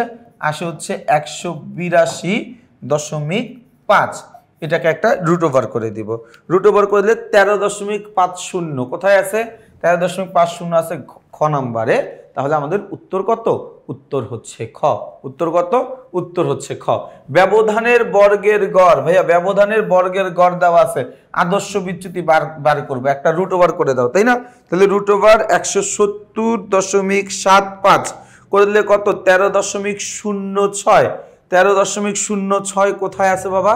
এই যে 13.06 নাই বলে 13.07 কে নিয়েছি। দেখো দশমিকের কারণে, ক্যালকুলেটরের মানের কারণে এই একটু এদিক সেদিক হতে পারে। হ্যাঁ, আমি যে ক্যালকুলেটরটা ব্যবহার করতেছি এটা হচ্ছে এখন কত, এটা হচ্ছে FX 100 ms। হ্যাঁ, আবার তুমি যখন অন্য আরেকটা ক্যালকুলেটর ব্যবহার করবে, যেমন এই যে আমার হাতে আরেকটা ক্যালকুলেটর আছে, এটা হচ্ছে তোমার FX 570 ms, তাই না? আবার তুমি যদি অন্য আরেকটা ক্যালকুলেটর ব্যবহার করতে চাও, যেমন এটা আছে হচ্ছে তোমার FX 991EX, আরও ক্যালকুলেটর আছে। হ্যাঁ, আরও একটা ক্যালকুলেটর আছে এখানে, এটা হচ্ছে কত, এটা হচ্ছে FX 991ES প্লাস। তার মানে যেহেতু আমাদের ক্যালকুলেটরের মানের কিছুটা ভিন্নতা আছে, তো মানের ভিন্নতা থাকার কারণে দশমিকের কারণে হয়তো একটু এদিক সেদিক আসতে পারে, আমার কাছে যেটা মনে হয়। আর ধরে নিলাম ক্যালকুলেটরে কোনো সমস্যা নাই, আমাদের ক্যালকুলেশনে সমস্যা আছে, 0.01-এর জন্য কোনো সমস্যা নেই। হ্যাঁ, ওটুকু এদিক সেদিক করে নিও তোমরা। আচ্ছা, এরপরে চলে যাই আমরা 108। 108-এ কি বলা আছে দেখি। 108-এ বলা আছে আদর্শ বিচ্যুতির বড় মান কি নির্দেশ করে? আদর্শ বিচ্যুতির বড় মান বেশি ঝুঁকিকে নির্দেশ করে। আদর্শ বিচ্যুতির বড় মানটা বেশি ঝুঁকির পরিমাণকে নির্দেশ করে, তাই না? আচ্ছা, একটি প্রকল্পের 5 বছরের আয়ের ব্যবধানের বর্গের গড়, আয়ের ব্যবধানের বর্গের গড় কত? আয়ের ব্যবধানের বর্গের গড় দেওয়া আছে 13, তাহলে আদর্শ বিচ্যুতি কত? ব্যবধানের বর্গের গড়, এই যে গড় শব্দটা দেওয়া থাকলেই জাস্ট রুট ওভার করে দিবা, জাস্ট রুট ওভার 13 দশমিক কত 5 করলে কত আসে? 3.67। 3.67 কই আছে? ঘ নাম্বারে। তাহলে আমাদের উত্তর হচ্ছে 13 দেখছো, দেখছি একটা দাগাইছি আর একটা 13.3.67 3.67 3.67 কই আছে? গ নাম্বারে। তাহলে আমরা দাগাবো কোনটা? দাগাবো হচ্ছে গ নাম্বারটা, তাই না? ওকে, চলে যাব প্রশ্ন নাম্বার 110। 110-এ কি আছে বলা আছে? আদর্শ বিচ্যুতির ছোট মান কোনটি নির্দেশ করে? আদর্শ বিচ্যুতির ছোট মান নির্দেশ করে কম ঝুঁকিকে। দেখো, আদর্শ বিচ্যুতি অ্যাকচুয়ালি এক্সপ্রেস করে আমার প্রতিষ্ঠানের ঝুঁকির পরিমাণকে। এখন যদি আদর্শ বিচ্যুতির মান যদি বড় হয়, ঝুঁকির পরিমাণ বেশি হবে। আদর্শ বিচ্যুতির মান যদি ছোট হয়, তাহলে ঝুঁকির পরিমাণও কম হবে, তাই না? আচ্ছা, 111 ও 12 নম্বর প্রশ্নটার জন্য উদ্দীপক আছে, আমরা একটু উদ্দীপক থেকে দেখবে। একজন বিনিয়োগকারী গত 5 বছরের বিনিয়োগ হতে প্রাপ্ত আয়ের হার যথাক্রমে এত এত এত, গড় থেকে ব্যবধানের বর্গের যোগফল 250, বিনিয়োগকারীর গড় আয়ের হারের পরিমাণ কত? যোগ করে দেব 5% যোগ 15% যোগ -5% যোগ 10% যোগ 0%। এরপরে এটাকে আমরা ভাগ করে দিব 1 2 3 4 5, 5 বছরের অঙ্ক 5 দিয়ে ভাগ করে দিব। তাহলে আমরা করি দেখি, 5 যোগ 15 যোগ তো না, এটা আলটিমেটলি মাইনাস হয়ে যাবে 10। আচ্ছা, এই শূন্যটাকে তার আলাদা করে যোগ করলেও যা, না করলেও তা, ভাগ করব 5 দিয়ে, তাহলে আসবে কত? 5%। 25 আসে, এইগুলো সব যোগ করলে আসে কত? 25। তাহলে 25 ডিভাইডেড বাই 5 করলে আসবে কত? 5%। তাহলে উত্তর কত ভাইয়া? গড় আয়ের হার 5%, তাই না? আচ্ছা, উদ্দীপকের ভিত্তিতে বিনিয়োগকারীর ঝুঁকির পরিমাণ নির্ণয় করো। ঝুঁকির পরিমাণ নির্ণয় করা মানে আদর্শ বিচ্যুতি নির্ণয় করা। এখন আমার প্রশ্নে গড় থেকে ব্যবধানের যোগফল দেওয়া আছে, তার মানে আমার কাজ অনেকখানি আগায় গেছে। 250, এটাকে আমরা ভাগ করব 5 বিয়োগ 1, তারপরে আবার সমান সমান 250 ডিভাইড বাই 4। এরপরে যদি আমরা করি 250 ডিভাইড বাই 4, 62.5, এটারে রুট ওভার করে দিব। 62.5-কে রুট ওভার করলে 7.90, 7.90, এই যে খ নাম্বারটা। তাহলে উত্তর হচ্ছে কি? উত্তর হচ্ছে আমাদের জন্য খ। চলে যাই 113 নম্বর প্রশ্ন। 113 নম্বর প্রশ্নে কি বলা আছে আমরা দেখি। 113 নম্বর প্রশ্নে আমাদেরকে বলেছে, সান কোম্পানি বিগত 6 বছরের আয় ও ঝুঁকি গণনা করে দেখলো যে ব্যবধানের বর্গের যোগফল, ব্যবধানের বর্গের যোগফল কত? ব্যবধানের বর্গের যোগফল হচ্ছে 400। আমার কাছে কোম্পানির ব্যবধানের বর্গের গড় জানতে চাইছে, তার মানে এই 400-কে আমি ভাগ করে দিব 6 বিয়োগ 1, তার মানে 400 বিয়োগ 5 করলে কত আসবে? 80। এই করলে কত আসবে? করলে আসবে হচ্ছে 80, তাই না? তাহলে উত্তর কত? উত্তর হচ্ছে ঘ। এই উত্তর কত? উত্তর হচ্ছে ঘ। দেখো, এতক্ষণ মানে এতদিন আমরা যে প্রশ্নগুলো সলভ করলাম ওটার মধ্যে কোম্পানির ব্যবধানের বর্গের গড় দেওয়া থাকতো, আমাকে আদর্শ বিচ্যুতি বাইর করতে বলতো। এখন আমার ব্যবধানের বর্গের যোগফল দেওয়া আছে, আমারে বলছে বাবা তুমি যোগফলটাকে ব্যবধানের বর্গের গড় বানায় দাও, তাহলে আমি বছর বিয়োগ 1 দিয়ে ভাগ করলে আমার গড় বের হয়ে যাবে, বছর বিয়োগ 1 দিয়ে ভাগ দিলে কি আমার গড় বের হয়ে যাবে, তাই না? আচ্ছা, এরপরে 114 নম্বর প্রশ্নে আমরা আসব। 114 নম্বর প্রশ্নে কি বলা আছে? বলা আছে এ প্রকল্প তাদের 6 বছরের আয় ও ঝুঁকি নির্ণয় করে দেখলো, তাদের বর্গের ব্যবধানের বর্গের যোগফল কত? 780। এই প্রকল্পের আদর্শ বিচ্যুতি নির্ণয় করো। আদর্শ বিচ্যুতি নির্ণয় করব 6 বছর, তাই না? তাহলে 780 ডিভাইডেড বাই 6 বিয়োগ 1 পুরোটার উপরে একটা রুট ওভার। এরপরে 780 ডিভাইড বাই 5 পুরোটার উপরে রুট ওভার। 780কে ভাগ করব 5 দিয়ে, পুরোটার উপরে একটা রুট ওভার করে দিব, করলে আমার আসবে কত?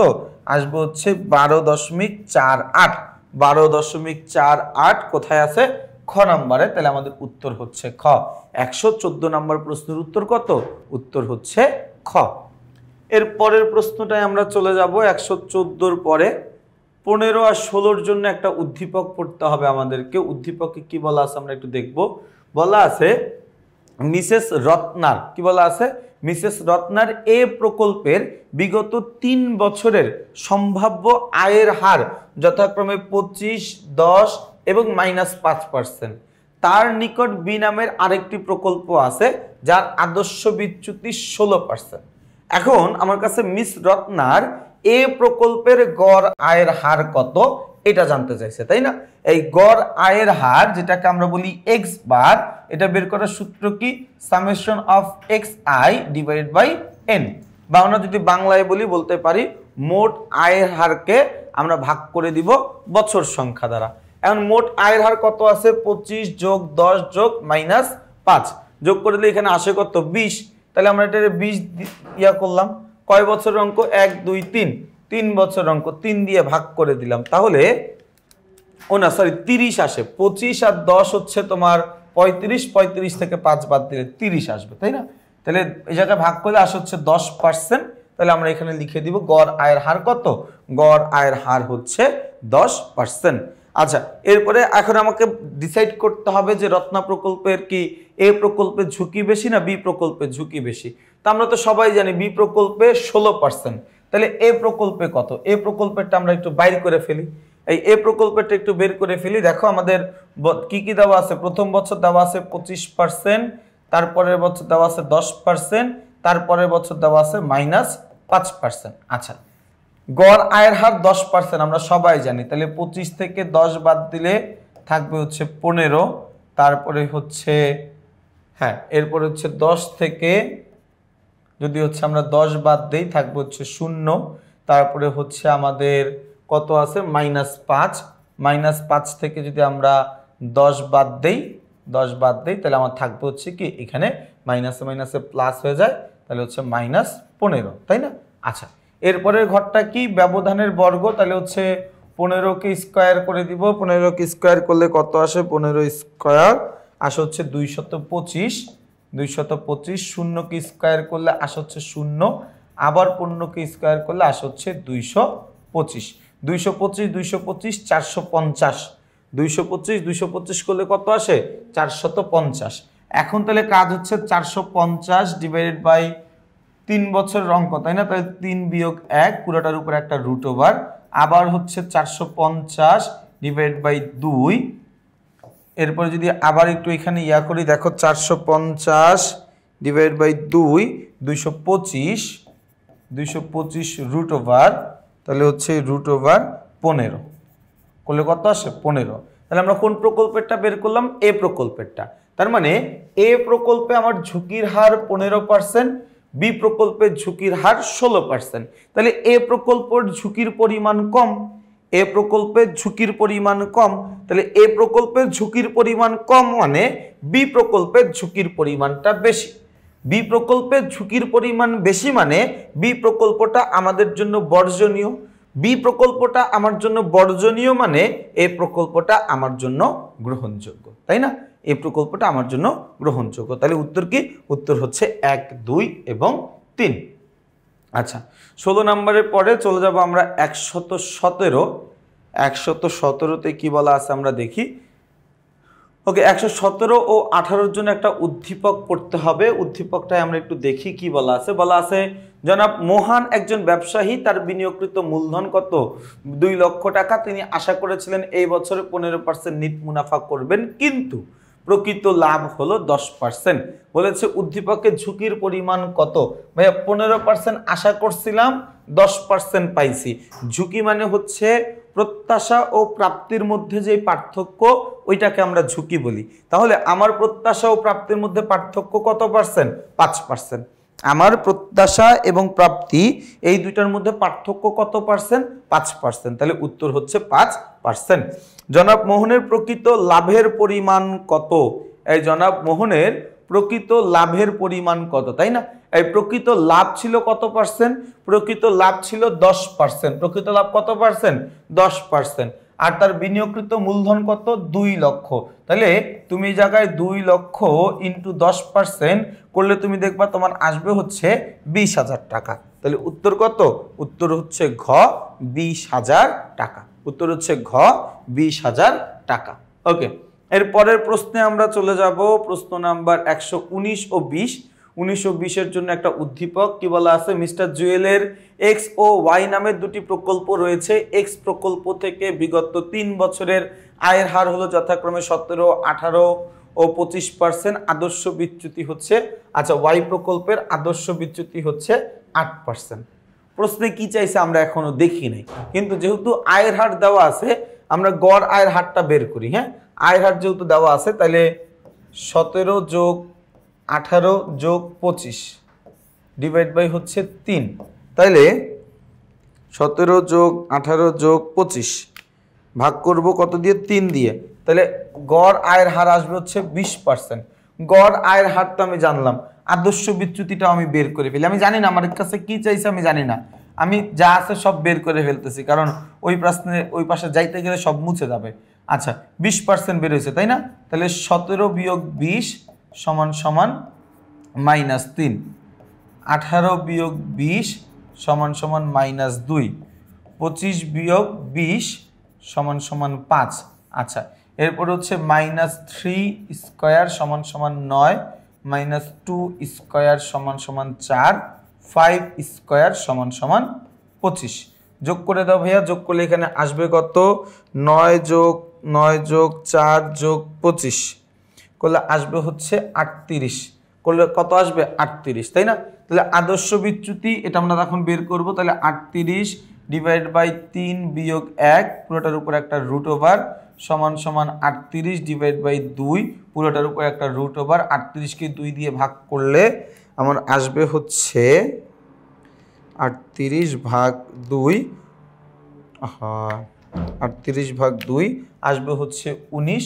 19কে রুট ওভার করে দিব। রুট ওভার করে দিলে আমার এখানে আসবে হচ্ছে 4.35। ওকে, তাইলে এক্স প্রকল্পের ঝুঁকির পরিমাণ 4%, 4.35, তাই না? তাহলে এই জায়গা থেকে আমরা একটা ডিসিশন নিয়ে যাইতে পারি এটা, যে ওয়াই প্রকল্পের ঝুঁকির পরিমাণ বেশি, এজন্য ওয়াই প্রকল্পটা আমার জন্য বাদ দিয়ে দেওয়াটাই ভালো। এক্স প্রকল্পের ঝুঁকির পরিমাণ কম, এজন্য এক্স প্রকল্পটা আমার জন্য গ্রহণ করা ভালো। আচ্ছা, আমরা একটু গিয়ে দেখবো ওই পাশে কি বলে আমাদের প্রশ্নে। আমাদের প্রশ্নে কি চাইছে আমরা দেখি। আচ্ছা, আমাদের বলছে নিচের কোনটি সঠিক? 119 ও 20। আচ্ছা, তাহলে দেখো এরপরে আমাদের প্রশ্নটা আমরা দেখি। 119 নম্বর প্রশ্নে এক্স প্রকল্পের গড় আয় কত? এক্স প্রকল্পের গড় আয় আমরা কিছুক্ষণ আগেই বের করছিলাম। কত পার্সেন্ট ভাইয়া? 20%, তাই না? 20%। কিভাবে বের করছিলাম? আমার যা যা ছিল, যেই 3 বছরের আয়ের হার ছিল, 17 ছিল, 18 ছিল, আর খুব সম্ভবত 25 ছিল, আমরা ওগুলোকে যোগ করে 3 দিয়ে ভাগ করে দিয়েছিলাম, তাই না? আচ্ছা, এটা হচ্ছে উদ্দীপক অনুযায়ী। ভাই আমরা কিন্তু জানি এক্স প্রকল্পের আমরা আদর্শ বিচ্যুতি বের করে আসলাম 4.35, তাই না? তো এই জিনিসটা আমরা একটু মাথায় রাখবো, এটা আমরা আগেই কিন্তু বের করে রাখছিলাম। আমরা একটু চলে যাব, হ্যাঁ চলে যাব প্রশ্ন নাম্বার ইয়াতে। ওকে, বলা আছে হচ্ছে এক্স প্রকল্পের আদর্শ বিচ্যুতি। কি বলা আছে? এক্স প্রকল্পের আদর্শ বিচ্যুতি কত? আদর্শ বিচ্যুতি হচ্ছে 4 হ্যাঁ, আদর্শ বিচ্যুতি কত? 4.36। হ্যাঁ, এই কথাটা সত্য, এক্স প্রকল্পের এটা। এরপরে হচ্ছে ইয়াটা বেশি, ওটারে কি বলে? এক্স প্রকল্পটার পরে আসে হচ্ছে ওয়াই প্রকল্পটি বেশি ঝুঁকিপূর্ণ। ওয়াই প্রকল্পের ইয়া কত ছিল? আদর্শ বিচ্যুতি কত ছিল? ভুলে গেছি আমি। ওয়াই প্রকল্প, তাই না? ওয়াই প্রকল্প, আচ্ছা হ্যাঁ, ওয়াই প্রকল্পের আদর্শ বিচ্যুতি ছিল 8%। তাহলে ওয়াই প্রকল্পটা ঝুঁকিপূর্ণ, ওয়াই প্রকল্পটা তাইলে বেশি ঝুঁকিপূর্ণ, তাই না? তাহলে ওয়াই প্রকল্পটা বেশি ঝুঁকিপূর্ণ। আমরা এখানে একটু দাগাবো, ওয়াই প্রকল্পটা বেশি। ওকে, দেখো ওয়াই প্রকল্পটা কি আমার জন্য বেশি ঝুঁকিপূর্ণ। এক্স প্রকল্পের আদর্শ বিচ্যুতি 3.6। তাহলে এক্স প্রকল্পটা চলমান রাখা উচিত। হ্যাঁ, কারণ এক্স প্রকল্পের যেহেতু ঝুঁকির পরিমাণ কম, তো এক্স প্রকল্পটা আমাদের চলতেই পারে। তাহলে উত্তর কি দাঁড়ায়? উত্তর দাঁড়ায় হচ্ছে 1, 2 ও 3। 1, 2, 3 কয়ে আছে ঘ নাম্বারে। তাহলে আমাদের উত্তর হচ্ছে ঘ। এর পরের প্রশ্নটা আমরা চলে যাব 121 নাম্বার প্রশ্নে। দেখি 121 নাম্বার প্রশ্নে আমাদেরকে কি বলেছে। ওকে, 121 নাম্বার প্রশ্নে দেখো বলা আছে, জনাব নাহিদ 3 বছর পূর্বে একটি কোম্পানিতে 2 লক্ষ টাকা বিনিয়োগ করেন। উক্ত কোম্পানি হতে 3 বছরে প্রাপ্ত আয়ের হার 10%, 12% ও 8%। গড় আয়ের হার কত? এই তিনটা যোগ করে 3 দিয়ে ভাগ করে দিব। তাহলে 10 যোগ 12 যোগ 8, 30%, 30, তাই না? 30 ডিভাইড বাই 3 সমান সমান 10। তাহলে উত্তর কত? উত্তর হচ্ছে খ। উত্তর কত? উত্তর হচ্ছে খ, 10%। এক্স লিমিটেড এর গত 3 বছরের আয়ের হার যথাক্রমে 10%, 13% ও 16%। এদের গড় আয়ের হার 3 দিয়ে ভাগ করে দিব। তাহলে বের হয়ে যাবে 10 যোগ 13 যোগ 16, ভাগ করে দিলাম। তাহলে 39 ভাগ 3, 13। 3, 13, 39, যেহেতু 13%। তাহলে উত্তর কত? উত্তর হচ্ছে 13%, তাই না? এই উত্তর কত? উত্তর হচ্ছে 13%। ভাইয়া আমরা কিন্তু অনেকক্ষণ পর, এই পর্বটা কতক্ষণ হইলে আমি জানি না, বাট 1 ঘন্টার উপরে যে হয়ে গেছে, প্রায় 2 ঘন্টার কাছাকাছি যে হবে এতটুকু আমার ধারণা করা হয়ে যাচ্ছে। তো আমরা কিন্তু প্রত্যেকটা ম্যাথ খুবই বিস্তারিতভাবে আলোচনা করেছি। আমাদের এই যে টাইপ 5, এই টাইপ 5-এ আমাদের অলমোস্ট এমসিকিউ ছিল 122 বিয়োগ 81, এমসিকিউ ছিল 41টা। আমরা প্রত্যেকটা প্রশ্ন বিস্তারিত ব্যাখ্যা করেই সমাধান করেছি, কোনো শর্টকাটে যাই নাই, কোনো তাড়াহুড়া করি নাই, যাতে করে তোমরা প্রত্যেকে যেন এমসিকিউগুলো বুঝতে পারো। তো তোমাদের জন্য সাজেশন থাকবে, তোমরা প্রথম 40 মিনিটের মতো এটা একদম রেগুলার স্পিডে দেখো, দেন পরে গিয়ে তোমরা হয়তো বা 1.5x বা 2x দিয়ে ভিডিওটা দেখতে পারো, তখন ইনশাল্লাহ তোমাদের সব কিছু খুব ভালো মতোই তোমরা বুঝতে পারবে। তো আমাদের এই টাইপ 5-এর মাধ্যমেই আমাদের ফিনান্স ও ব্যাংকিং বইয়ের যে 5ম অধ্যায় ঝুঁকি ও অনিশ্চয়তা, এই অধ্যায়ের বহু নির্বাচনী ক্লাসগুলো শেষ হইল। ইনশাল্লাহ আমরা আগামী ক্লাসে আমাদের বইয়ের যেই 6ষ্ঠ অধ্যায় মূলধনী আয় ব্যয় প্রাক্কলন, ওই অধ্যায়ে টাইপ ভিত্তিক বহু নির্বাচনী প্রশ্নগুলো নিয়ে আলোচনা শুরু করব। তো তোমাদের সবাইকে শুভকামনা জানিয়ে আমি আমার আজকের এই ক্লাসটি এখানেই শেষ করছি। সবাই ভালো থাকবা, সুস্থ থাকবা, আমার জন্য বেশি করে দোয়া করবা। আসসালামু আলাইকুম।